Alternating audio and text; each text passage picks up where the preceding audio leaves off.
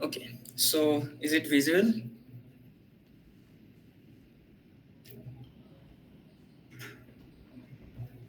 Okay, so is it visible for everyone? Can you just put yes on chat? Okay, okay, okay.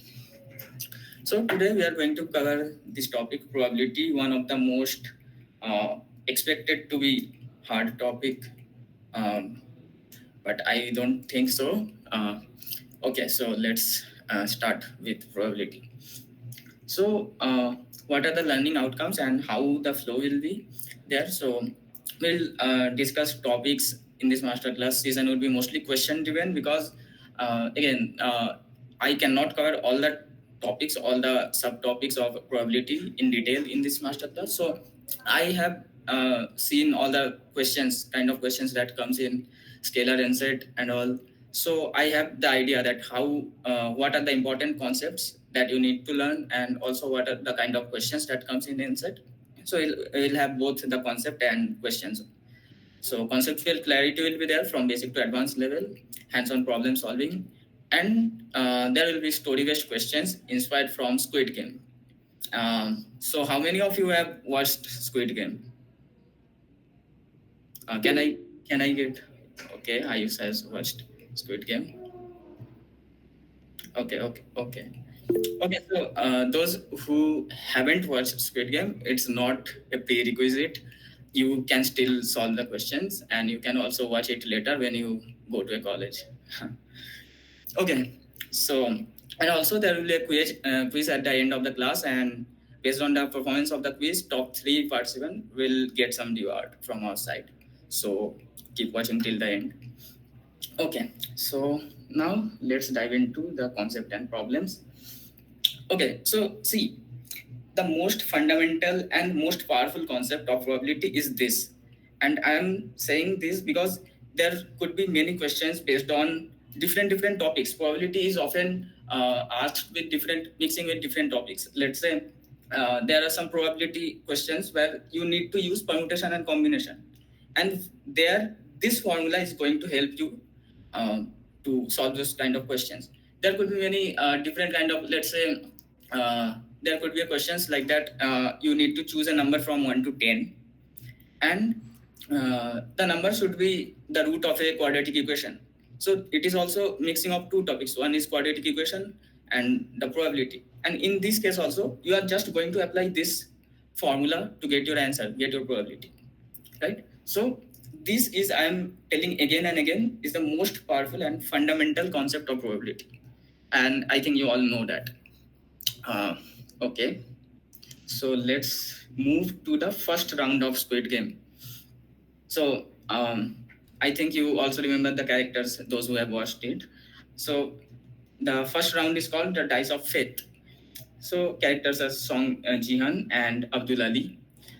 So the first game begins under a dimly lit room. Jihan and Ali are randomly paired. Each is handed a die by the masked frontman. Their task: roll the dice at the same time. If the sum of their dice is greater than 7, they move on. If not, they are eliminated on the spot. And you know what elimination means, right? Okay. So, what is the probability that Jihan and Ali clear the first round?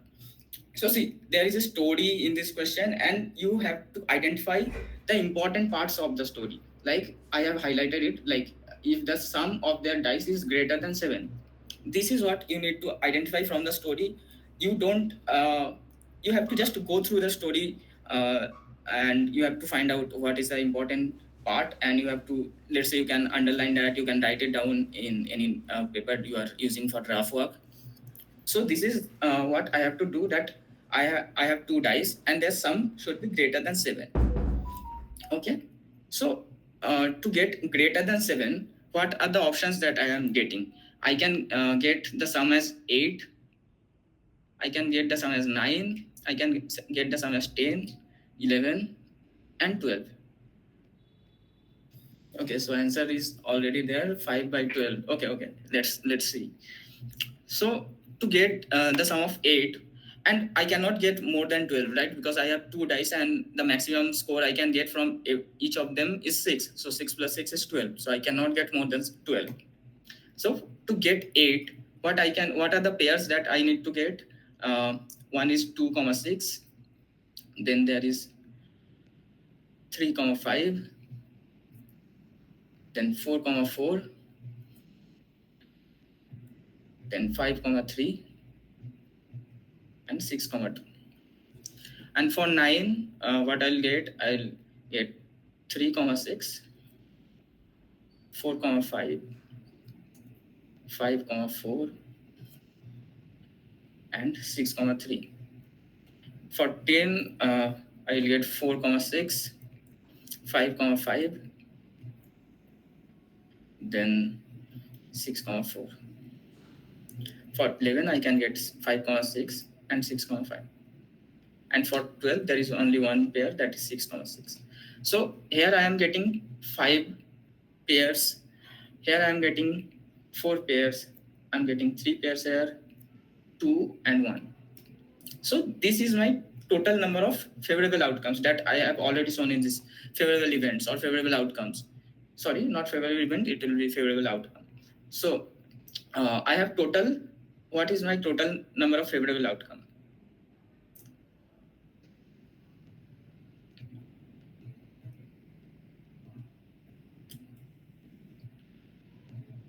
I can just add up the number of ways, right? So total, I have 1 plus 2 plus 3 plus 4 plus 5, that is 15. So I have 15 total favorable outcome. And what is my total number of outcomes? What are the total possibilities I can get? Yeah, 36. Why 36? Because in the first dice, I can get anything from 1 to 6. And for the second dice also, I can get anything from 1 to 6. So total 6 into 6, that is 36. So just using the master formula, that is the most important formula. So yeah, 6 to the power n if there are n dice, right? So what will be my total probability here? Probability will be 15 by 36. So if you just calculate it, it will be 5 by 12 as already given by many of you. And then you can also just calculate the value in point like decimals and up to 2 places. That is, I'm not going to do that. So if you do this, you will get 0.42. That is answer. Okay, so I hope this makes sense. Is there any problem? Okay. So again, remember, this is the most powerful and most basic concept, most fundamental concept you should always remember. Now let's go to our next concept. So I have seen that many people get confused between these two concepts, exclusivity and independence in probability. So what is the meaning of mutually exclusive events? So let's say A and B are two events, two different events. If the value of A intersection B is 5, that is, there are no common outcomes between the two events. That is, there are no common elements between the two events. That is called mutually exclusive events. And independent event. What is meant by independent event is that when one event doesn't affect the other event, that is called independent event. So I'll give you example, but let's read what it's saying, that two or more events are said to be independent if occurrence or non-occurrence of any of them does not affect the occurrence or non-occurrence of the other event. And if A and B are independent event, then P of A intersection B is equals to P of A multiplied by P of B. So let's see. Let's take an example, right? So let's say I am throwing a dice.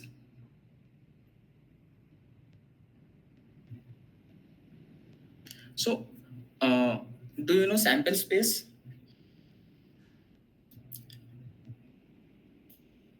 Okay, so sample space is nothing but the set of all possible outcomes that can be there. So in case of throwing a dice, it will be 1, 2, 3, 4, 5, 6. This will be my sample space.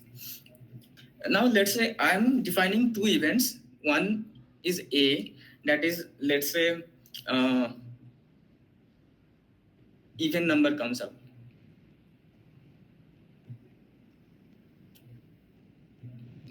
and I am defining another event B where odd number comes up.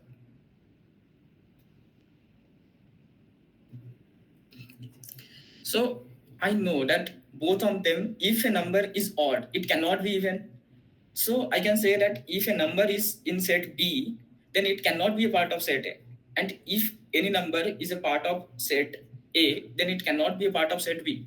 So what will be my set A and set B look like? A will be 2, 4, 6, and B will be 1, 3, 5. Right? So here I can see that A intersection B is 5. There are no elements common between A and B set, right? So this is called mutual exclusivity.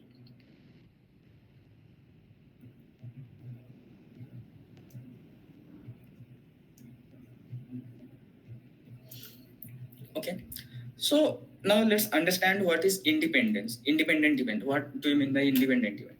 So if I let's say I am saying that A is the event that I am uh, getting head by tossing a coin,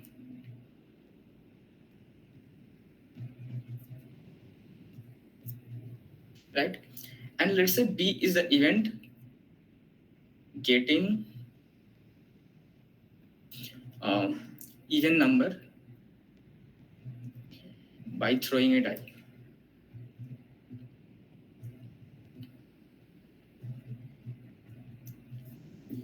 So can I say that anyhow, if they are in an environment like there are unbiased coin and unbiased dice, I can say that it doesn't matter what I get in the by tossing the coin in event A does not depend on what I am getting by throwing a dice, right? These are totally different event, different, you can say different trials. These are totally different trials.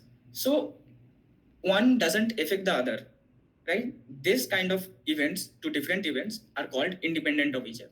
That is what independence means, right? That one cannot affect the other, right? So in this case, they are independent event. And one major difference I can tell you is that one major thing when you go to mutual exclusivity, it is mostly considered among a sample space, and thus independent event can be from different trials. So like for A, I have different sample space. For B, I have different sample space. But here, for A and B, the sample space were same, right? Just the number of favorable outcomes were different, right? So this is one of the major difference between mutual exclusivity and independent event. I hope this makes sense, and if there are any doubts, you can post it in the comment section.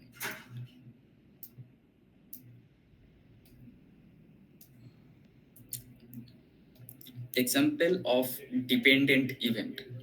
Okay, example of dependent event. Uh, let's think about that. So if okay, so there could be a possible way. Let's say you have deck of cards. So there are 52 cards on deck, right? Yeah. So Ayush, first one is also independent, and yeah, that can occur. That mutually exclusive events can be also independent. And okay, so talking about the example of dependent event, let's say there are 52 cards in normal standard deck of card, right? And let's say I am telling you that first you pick up a card, then you pick another card,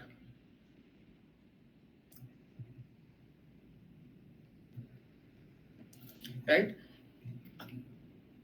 The probability that this card will be a black card is dependent on what was this card. Because if I have already picked a black card, there will be 25 black cards remaining. So that's why what will be the color of this card is dependent on picking of this card. So this is a this is an example of dependent event. Make sense? Okay, and also just for the theory part, this is about independent event and mutually exclusive events. And also see, if event A, for independent event, if event A is not dependent on event B, and event B is not dependent on event A, can I say that occurrence of both the event, that is P of A intersection B, that is both the events are occurring, when it will happen?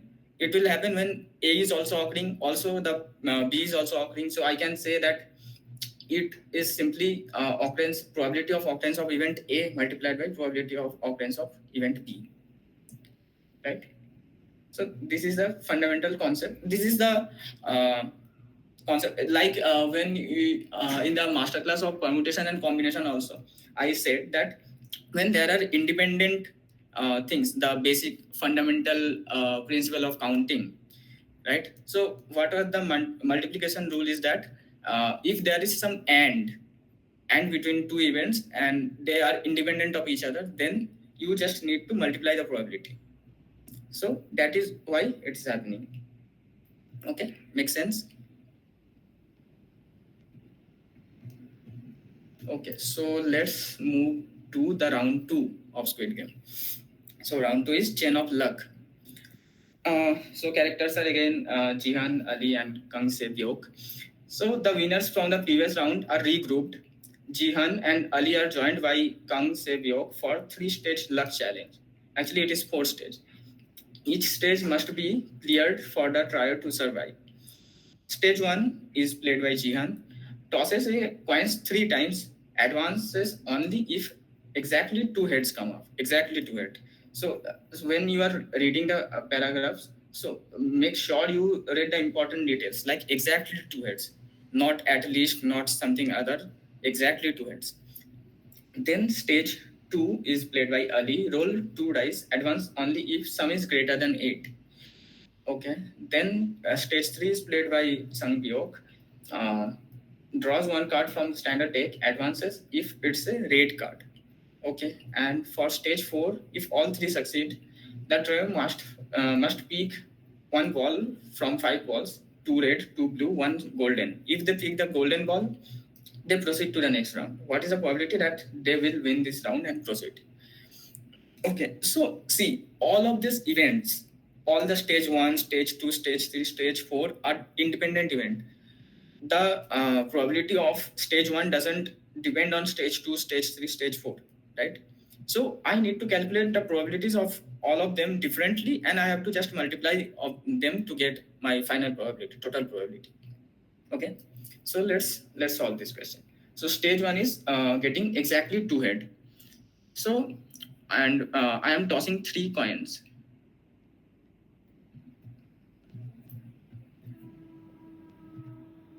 Right? So, in how many ways I can get exactly 2 heads? One could be that I am getting H, H, T. One way could be I am getting H, T, H. And one way could be I am getting T, H, H. These are the 3 possibilities, right?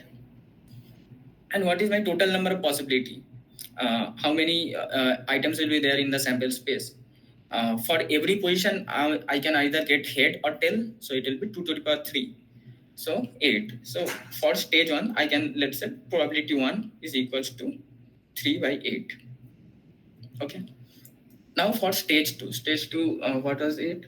That is, sum should be greater than 8. Again, I have already done the calculation before, right? So for getting greater sum greater than 8, so I will start from 9.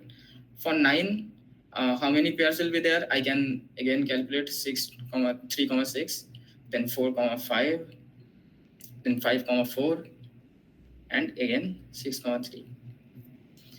Then for 10, I can get 4, 6, 5, 5, and 6, 4. For 11, I can get 5, 6, and 6, 5. For 12, I'll get 6, 6 only, 1. So what is the total number of pairs? It will be 1 plus 2 plus 3 plus 4. So that is 10, right? So my probability 2 will be 10 divided by how many total number of ways I can get, how many total number of pairs I can get. Again, there are 6 in the first dice. There are 6 possibilities in the second dice also. So I will get 6 into 6, 36 total number of possibilities. So it will be 10 by 36. And if you want to like simplify it, it will be 5 by 18. Okay. Now let's go to stage 3. Stage 3 is draws one card from a standard deck, advances if it's a red card. So in standard deck of card, there are actually out of 52, there are 26 red color cards and 26 black color cards, right? So to get a red color card, what is the probability? P3, it will be some 26 divided by 52. So it's nothing but 1 by 2. And for the fourth stage, they have to pick the golden ball. There is only one golden ball out of 5 balls. So here probability will be P4 will be 1 by 5.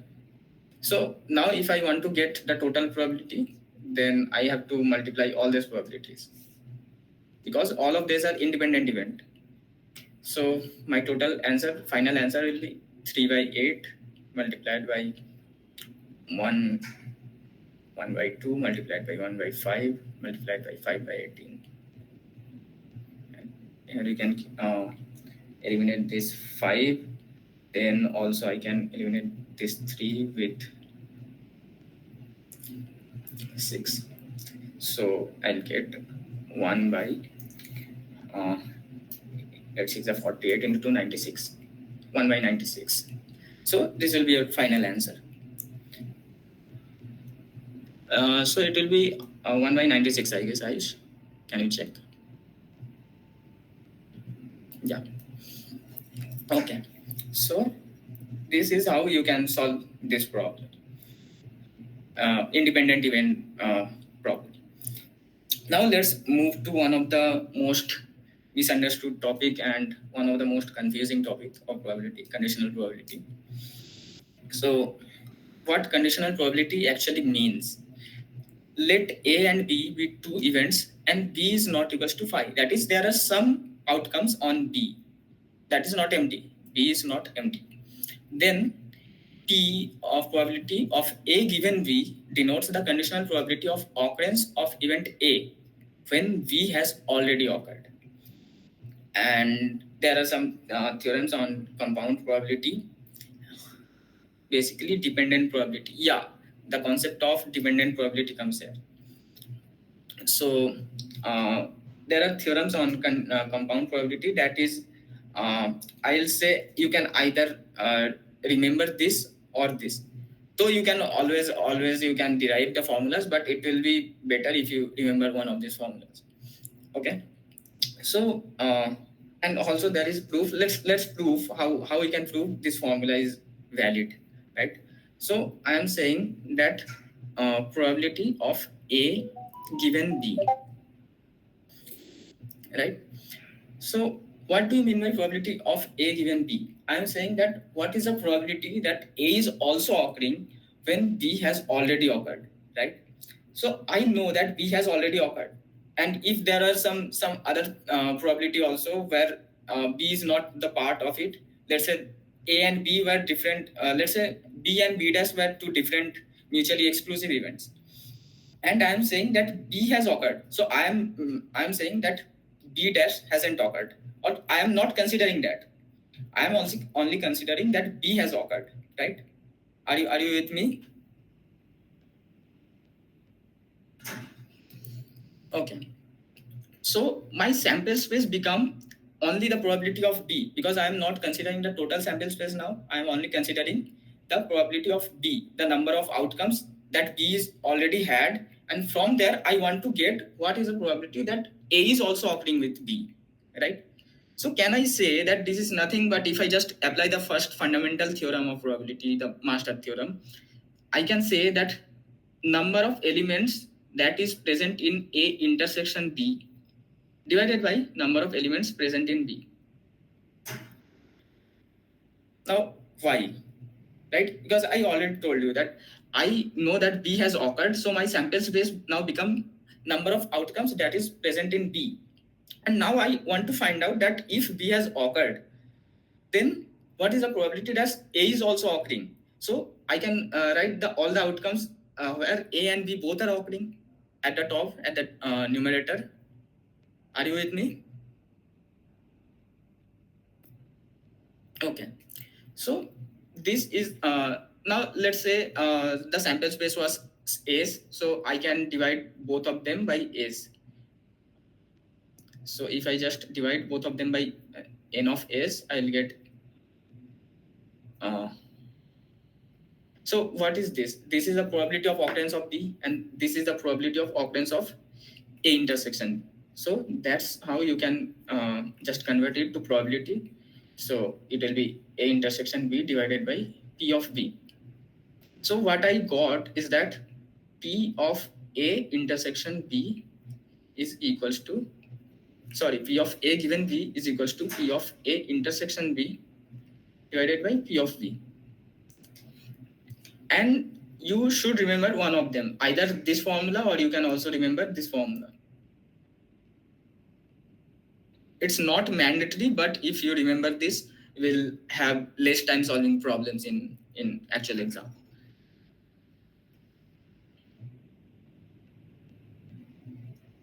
So you can remember any of the two formula. Okay. Okay.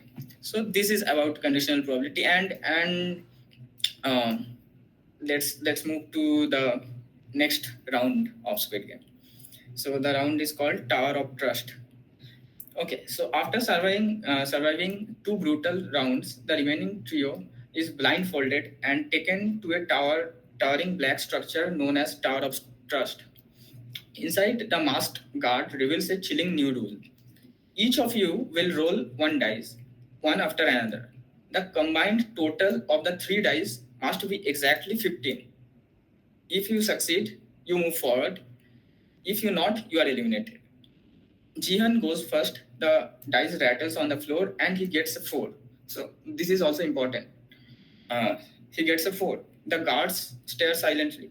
Now, what is the probability that they will pass this round? So see, this problem seems like a conditional probability problem, that when Jihan already got 4, then what is the probability that the sum will be exactly 15? But see, is it dependent? Is it dependent that if he get 4, then can I say that now I have to just calculate the sum should be 11 now for the other two dice, right? So either you can also apply the conditional probability, this kind of formulas here, but I'll simply say that you can just now have to calculate that the sum of the other two dice.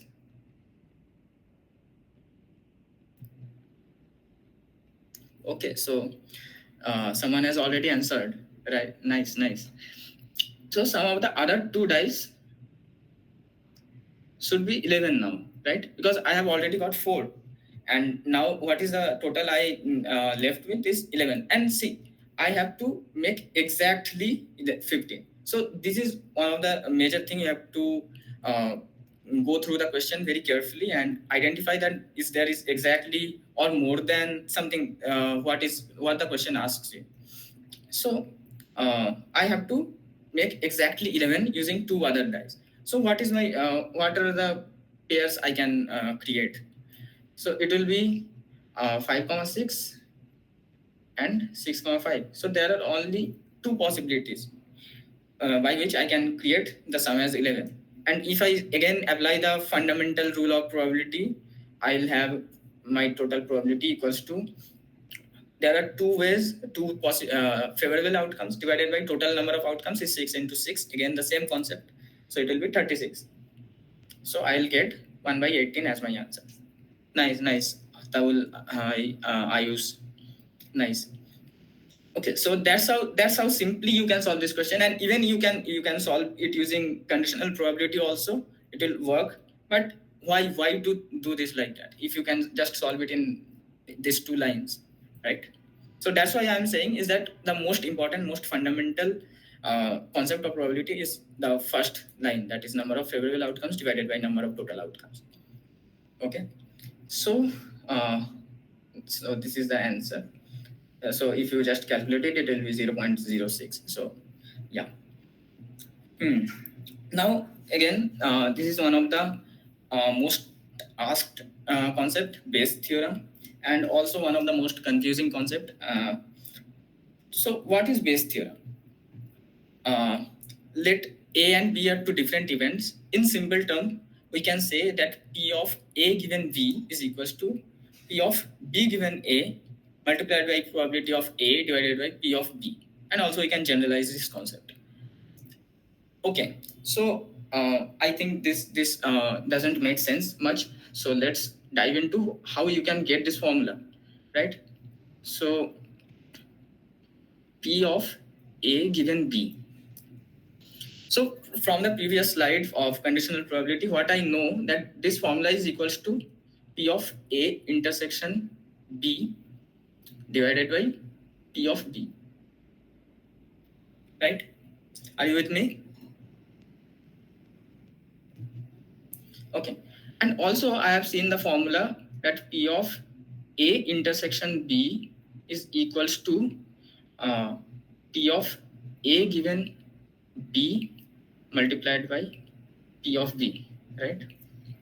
Okay, so if I can write this formula, I can also write this formula as P of B given A is equals to P of A intersection B divided by P of A. Can I write this?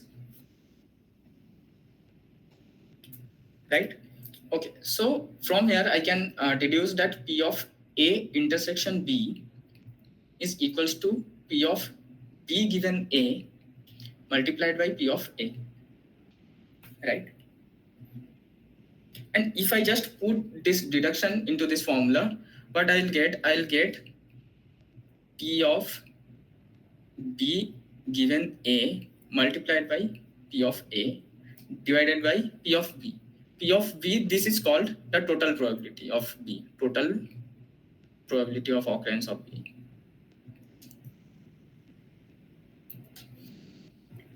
Okay, so for better visualization, I can also show you like how we can generalize this formula. So let's also see that. Let's say this is the total sample space I have for all the mutually exclusive events that I have. There could be mutually non-mutually exclusive events also. Let's say I am having this kind of thing, and there are many different events. These are all different events. Okay. Let's say this is A1, A2, A3, A4, A5, A6, and let's say this is another event that is A. Okay, so now when I want to say that what is the probability that A6 has occurred when I know that A has already occurred, right? This is the thing. So for that, what I already told from the basic understanding of probability, that I can just simply write that A of 6 intersection A divided by the total probability of A, right? Is it making sense? Are you with me? Okay, so this is the basic concept of probability. So if I want to expand this A6 intersection A, what? So this is this part, A6 intersection A, right? So if I want to expand using the previous rule again, so what I'll do is that I can write it as P of A given A6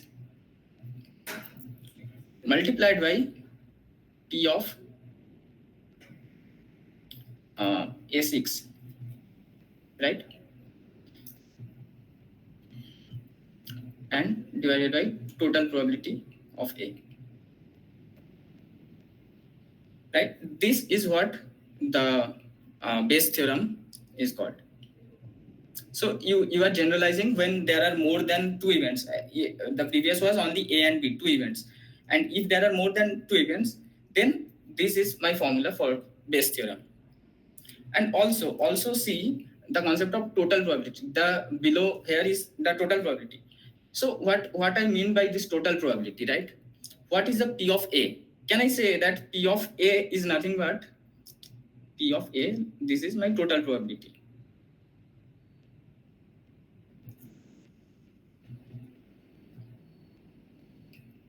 Can I say this is something the probability of occurrence of A6 intersection A plus probability of occurrence of A5 intersection A plus probability of occurrence of A4 intersection A, and all the way up to all possible different exclusive events, right? So up to A1 intersection A, right? Can I say this? Because if I add all of this, then I will get the total A, right? Makes sense? So again, I can apply the previous formula here, this formula. And if I just apply this formula, I can write it as that P of A is nothing but P of A given A1 multiplied by P of A1 plus P of A given A2 multiplied by P of A2, and all the way up to all possible events, all possible number of events. So this is the concept of total probability. So these two topics are very much important for your NSET exam. So I think there will be at least one question from either Bayes theorem or this total probability thing. So you should do more questions on this topic also. And yeah, so let's now move on to our next question, next round of Squid Game. So the round is called Red Box Verdict. So after round three survivors, Jihan, Ali, and Sebyok are locked in a transparent glass chamber. As the frontman appears on the screen, only two of you will move on. One of you was secretly marked as a betrayer before the game began. We asked all three of you to choose between a red box and a green box, placed before you in isolation. The betrayer is trained to pick the red box 80% of the time. So see, that's how you have to go through the important details of the story. You don't need to actually read all the story. See where there is some data is given, or there is something used exactly at least once, something like that is there. You can just directly jump to them, this parts. Okay, so then while loyal players pick the red box only 30% of the time. So this is also an important part. Say Byok has chosen the red box to vote. If you correct, okay, then comes the deadly twist. Jihan and Ali, you have now 60 seconds to vote. If you correctly identify the betrayer, they will be eliminated and you both will survive. But if you accuse a loyal player, both of you will be eliminated. The clock is ticking. What is the probability that Sebyok is a betrayer, given that she chose the red box? So now this is a actual question of Bayes theorem, classic problems of Bayes theorem. So what do you mean by betrayer trained to pick red box 80% of the time? So this means that let's first define what are my events, different events. Okay, so let's say that D denotes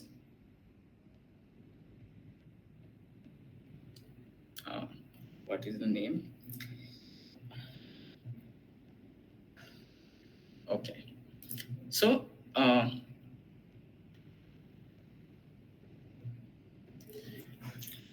let's say L denotes that he is loyal, she is loyal, and let's now denote another event R, that is choosing red box.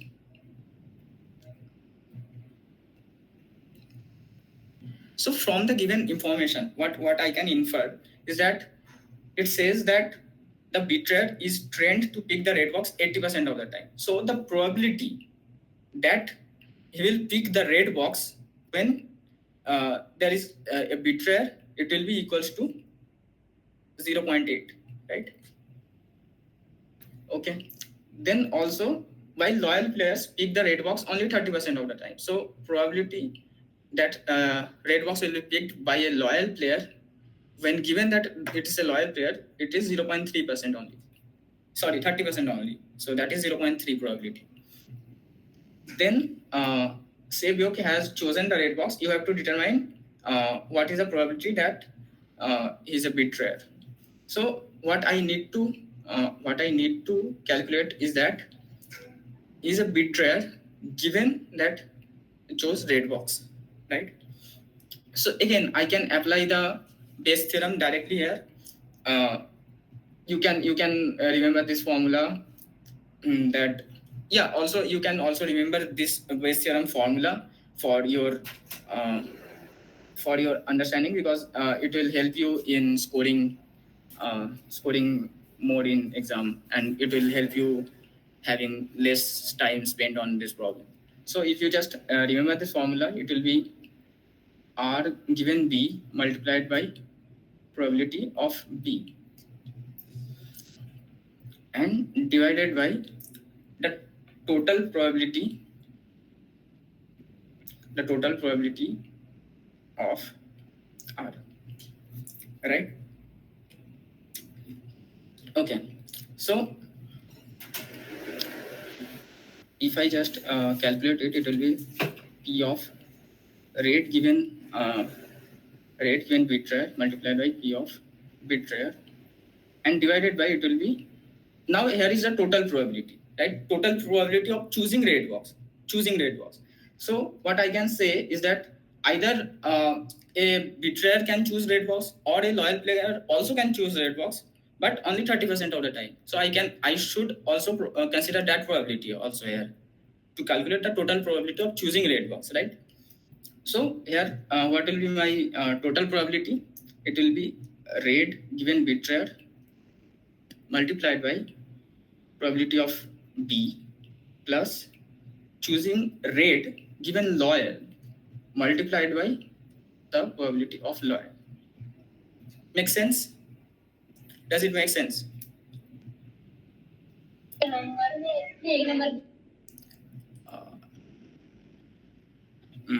Okay. So if you just calculate it, it will be P of R given B, we already have 0.8 multiplied by P of B. Okay, so we haven't written this thing, right? So P of B and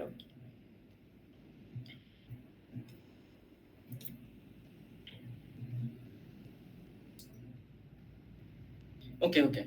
So see, there were 3 players, right, in the room, and what it says that, see, that's why you should also read the question carefully. After round 3, 3 survivors, Jihan, Ali, and Sevyok, are locked in transparent glass chamber. As the frontman appears on the screen, only 2 of you will move on, and 1 of you was secretly marked as a betrayer. Only 1 of you was secretly marked as a betrayer. So from there, you can infer the probability of being a betrayer. So 1 of 3 is betrayer. So I can I say that probability of being a betrayer is 1 by 3 or 0.33, something like that, right? And same, the probability of being loyal is 2 by 3, because other 2 will be loyal. So it will be 0.67, right? Are you getting it? Are you getting it, guys? Okay. So then you have to just put the values in this probability formula, and you will get the answer. So if you just put these values, it will be 0.8 multiplied by P of B is 1 by 3 or 0.33. You can write any of them. Then again 0.8 multiplied by 0.33 plus 0.3 multiplied by 0.67. So if you just calculate it, you will get the answer. You can use calculator and all. So the final answer will be 0.57. Is 0.57. Okay. Got it? Nice, nice, Ayush. Nice. 4 by 7, 0.57. Yeah. Okay. So let's now move on to the next round. The next round is uncertain earn. Nice name, right? So what the round says is that after passing a betrayal test, all the players, including Jihan, reach a new chamber containing a single urn filled with 6 blue and 4 red balls. A die lies beside it. So there is an urn, single urn, which containing 6 blue balls and 4 red balls. Also, there is a dice behind beside it. The frontman announce, roll the dice. Whatever number it shows, that's how many balls you must blindly draw from the urn. You survive only if all the drawn balls are blue.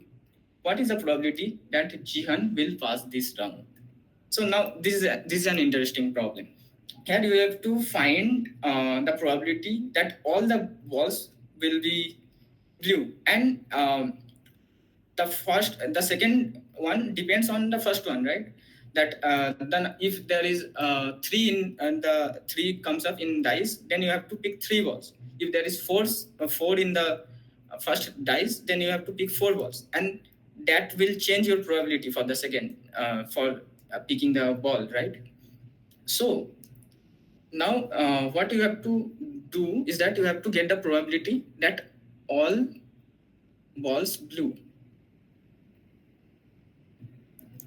right? Okay, so now here comes the problem of total probability. So how you can do it, that you can say that let's say I am saying that I is the number I am getting by throwing the dice.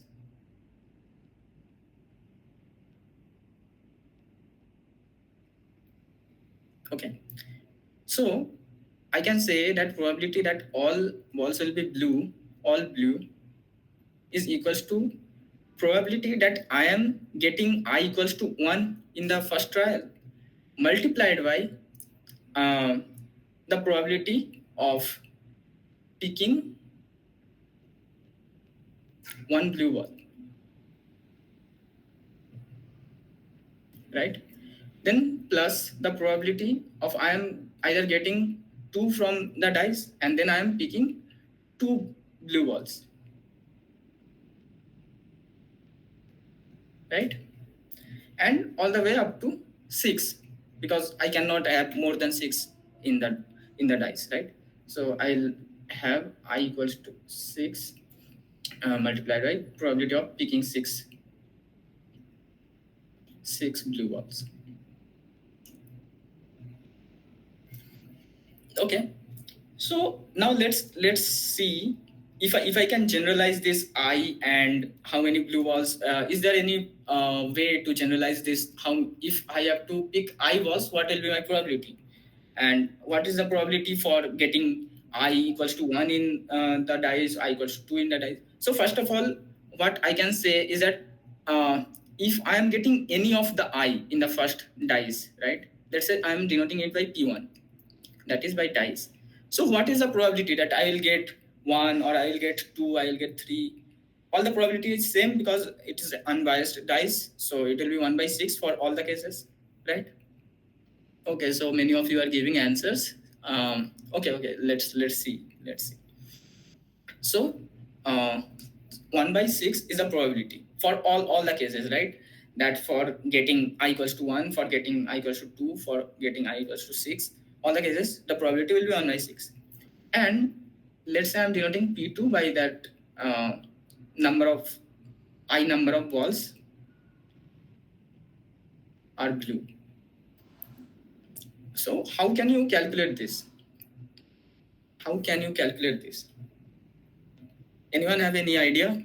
How can you calculate that I number of blue balls? You can. What is the probability that the drawn I number of balls will be blue? If anyone have any idea, you can put it in chat. 6 by 10. Number of blue ball by total. So there are 6 blue balls and 4 red balls. in the urn, and you have to pick I number of balls. So what is the probability that all the balls will be blue? That is the question.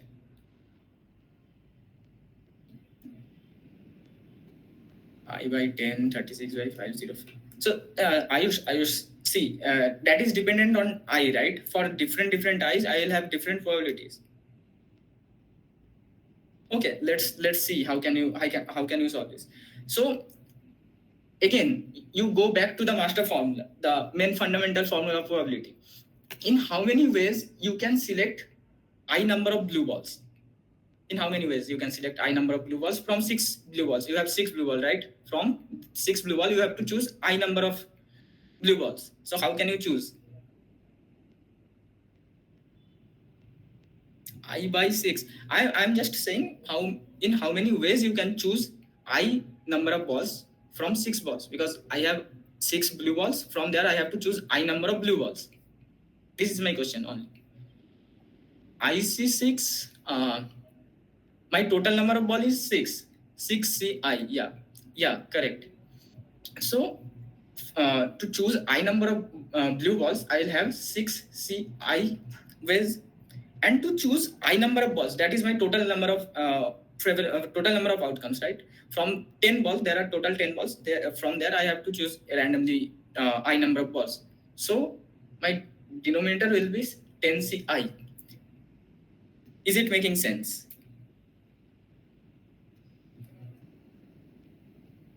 Right? Making sense?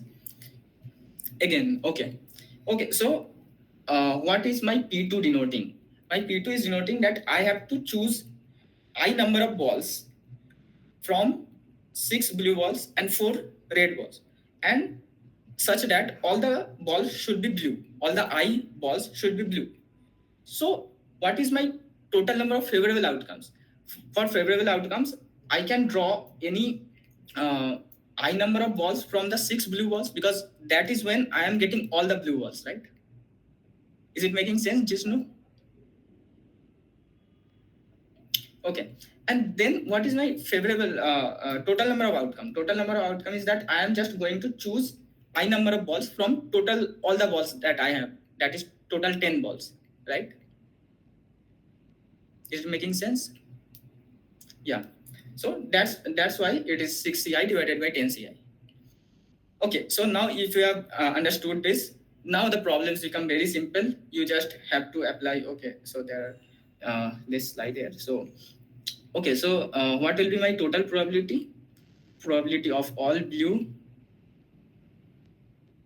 will be equals to, see, P1 for I equals to 1, for I equals to 2, and all the way up to I equals to 6. I have to calculate the summation of all of this, right?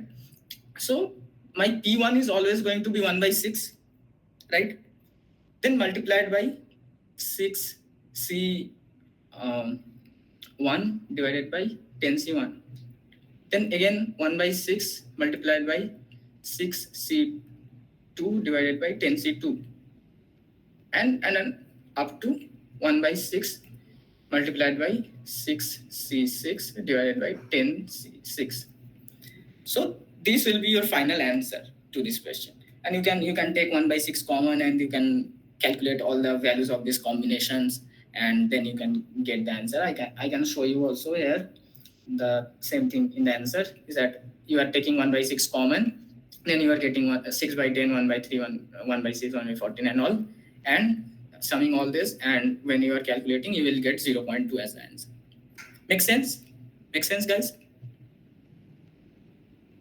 Okay, so now comes the final round of Squid Game. The game is down to its last 2 players. The arena is silent. Rain pours over the glass-tiled floor. The frontman appears forward and explains the final game. This is the final game, a test of chance and calculations. A coin is flipped. The winner chooses. Go first and win if you ever roll a 9. Or go second and win if you ever roll a 7. Using standard dice, the game continues in alternating turns until one of them hits their target. The twist: there is no limit to the number of turns the game could go on infinitely if luck keeps failing them. Sang Woo wins the toss. With his Seoul National University logic, he takes the second turn, the easier target, rolling a 7. Jihan now first. Uh, so now Jihan is going first. Can only win if he rolls a 9 before Sun Woo ever rolls a 7. Each failed pair of turns loops the game back again, forming an infinite cycle of probability. What is the probability that Jihan wins and walk away with 45.6 billion won? That was a prize money for Squid Game, right? Those who have watched it. If for every player there was 100 million won, right? Okay. Um, no, Joel. It's not like that. There are many information in this question, but you have to understand what are the important information you should consider to solve this question. So see, I have already highlighted the important portion. So uh, this question may be lengthy. Yeah. So see, that's how you have to. Yeah, there is so much information, and you have to deduce. So if this kind of question come where you are just getting frustrated because the question is very lengthy, there could be two cases. One is that the question could be very easy, and the other case is that the question could be hard. So if the question is easy, you are missing out on something, but still you will have some. If you save times in other question, you can come back again in that question, and then you can attempt it, and you can get more marks. And that is a final goal, right? The getting more marks. Yeah. Okay. So let's now first solve this question, and then I can handle this kind of queries that what you can do in lengthy question, what should be your strategy and all, right? Okay. Okay. So there is a game between two players, and it says that Jihan. Let's take the players. Jihan wins if he gets 9 as sum before Sun Woo gets 7 as sum. This is the question. And for Sun Woo wins if he gets 7 as sum before Jihan gets 9 as sum. Right? This is how the game is going to be played, and if in any turn they are not getting 7 or 9 as their sum, then it will repeat again. So here it is also kind of a very famous concept in probability, that infinite GP also comes here in the picture, and NSET like to ask this kind of question. So you should prepare for this kind of question. So that's why I have taken this question here also. So see, when Jihan will win, let's first define the probabilities. Probabilities, let's say A. I am saying let's name it GNS. So G is the event that sum will be 9. There are two dice, and the sum should be 9. And for Ace, it is the sum will be 7. So now, can you tell me what is the probability of G, guys? Sum of two dice equals to 9. Equals to 9. What is the probability? Anyone? 4 by 36, right? Because there are 4 ways, 4 pairs. Basically, no. So for the sum to 9, it will be 4 ways: 3, 6, 4, 5, 5, 4, and 6 comma 3. So 4 by 36, that is 1 by 9. And again, also I have to calculate the probability for failure also. In what, by what probability the sum will not be 9. That is, I can say these are two mutually exclusive events, that one event is getting 9 and one event is not getting 9, right? So I can just do 1 minus the probability of G. So if I do this, I will get 8 by 9, right? Similarly, I can say that probability of S. What is the probability of S? 2 by 36.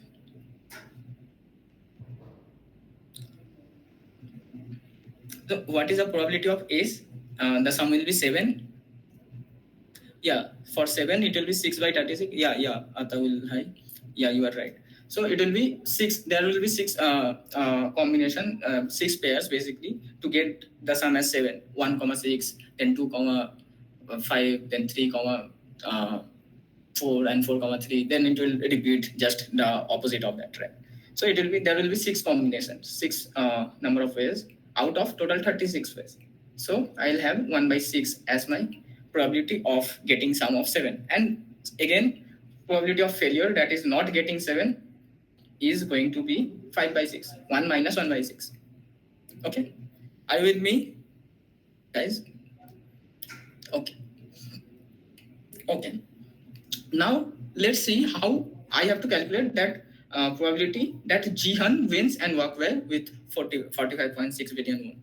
So I have to calculate for Jihan, right? So what is the probability that Jihan wins? So can I say that either at the first turn Jihan gets 9 and can win, right? Or in the first turn, let's say Jihan not getting 9 as the answer, then what you have to do, what it's need to be done is that then Sanwoo should also not be able to get 7, because if he gets 7, then he will win. But I need to calculate what is the probability that Jihan is winning. So that's why I have to take that Sanwoo is not winning in the second turn, and again in the next turn Jihan is winning, right? And it will continue like that. Then after this turn, Jihan is not winning. Then Sanwoo is not winning. Again, Jihan is not winning, and again Sanwoo is not winning, and then Jihan is winning, and it will go infinitely. Okay, so you need to calculate now this probability. So what is if I just put the values here. Or else I can say is that this is an infinite GP. I can see, right? This is an infinite GP. Can you deduce that it is infinite GP? Because in every term, P of G dash and P of multiplied by P of S dash is getting multiplied, right? So for this infinite GP, what is my first term? What is my first term? P of G, right? P of G, because this is my first term I am starting with. So my A is P of G. And for every turn, the common ratio is R is that equals to P of G dash multiplied by P of S dash. Right? Are you with me, guys? Okay. So now let's come to the concept of summation of the terms in infinite GP. So for infinite GP, summation is equals to A divided by 1 minus R, and when R is less than 1, something like that. Okay. So now let's calculate the sum, because this sum is our answer, right? This sum of infinite GP is our answer. So what is my A? A is simply P of G. P of G is 1 by 9. So 1 by 9 is my A. And R is P of G dash multiplied by P of S dash. So R is equals to P of G dash. P of G dash is 8 by 9 multiplied by 5 by 6. So 8 by 9 multiplied by 5 by 6. that is equals to 40 divided by 54. So 20 divided by 27. Yeah. So yeah, common ratio. Nice. 20 divided by 27. So if I have to just calculate the probability, I have to calculate the summation of this infinite GP. So it will be 1 by 9 divided by uh, 1 minus 20 by 27. So what it will be? It will be equals to 3 by 7. And it will be something like 0.43. This will be the answer of this question. So see how simply you can solve this problem. Just I'll suggest you to go through this kind of GP problems with probability, because this kind of questions were very common in NSET. And yeah, so you should remember this concept very clearly. Yeah, so this is almost what was there in probability and all. And also this is basically designed for NSET. So I have chosen the question based on what kind of questions comes in NSET. So now you can ask me any doubt, any kind of doubt you have. Just put it in the chat.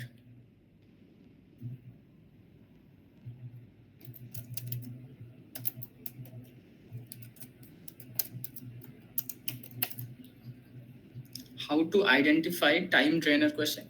So see, time drainer question could be two, three kinds. One is that there could be a lengthy question, and also in some of the lengthy question, you can also see that the question is simply given in one line, and that is identifiable. So if you can identify that part, that the question, where is the main question is there, then you can go with that question, or you can then move to different question, and you can come back later in lengthy questions. And also I'll suggest that you should fix a time for every question, that I will give at max this amount of time for a question. I'll not give more than that. What should be the strategy for interview? My problem solving is good, but I may not be good enough in interview.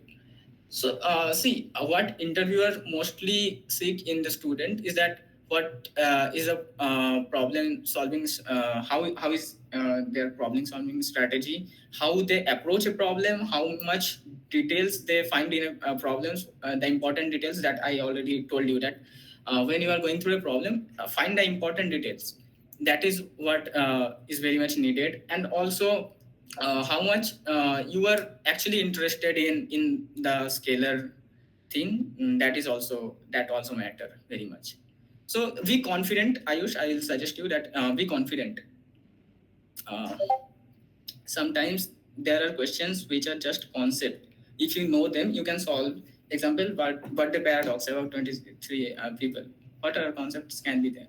So see, there is a lot, not infinite, but there are a lot of concept, and you cannot remember all of the concept. So that's why I am telling that go to fundamental, go to the basics.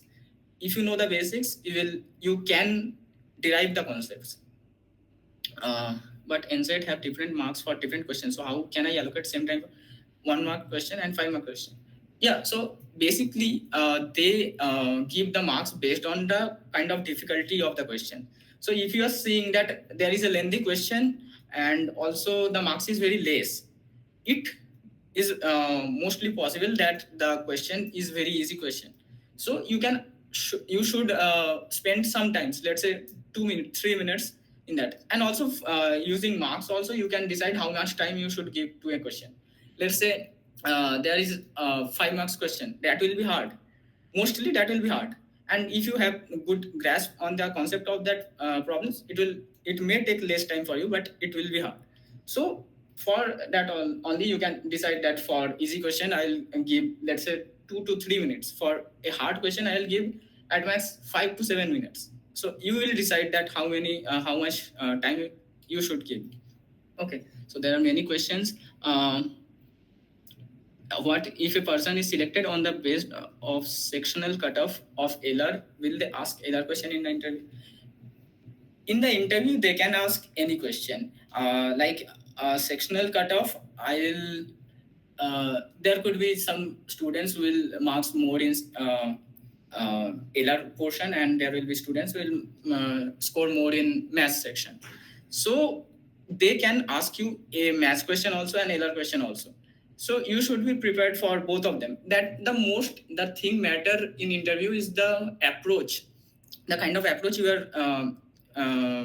are explaining to them while solving the problem. That is what matter. How you are thinking through the problem, that is what matter. Okay, if we don't be able to solve the answer as a whole, but my approach is correct, will it be good? And yeah, Ayush, in interviews mostly they test your approach actually, not the actual final answer, not your calculations, how you are doing your calculation. That is not the major focus of the interview, but you should consider that also. But mostly they will test your approach, how you are approaching a problem, how you are thinking through the problem, what is the deduction you are making uh, from the information. That is what matter. But yeah, I mentioned my take achievements, so there will be extra take interview for me.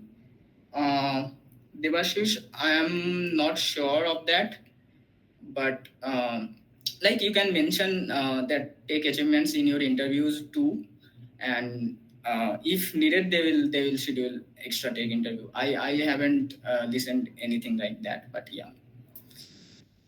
uh, you said something like three students. um I yeah, okay, following vendors. Okay, guys. So now I hope your all the doubts are clear and you are well prepared for April attempts or May attempts whenever you are going to give NSET. I hope you give it your 100% and do well. Uh,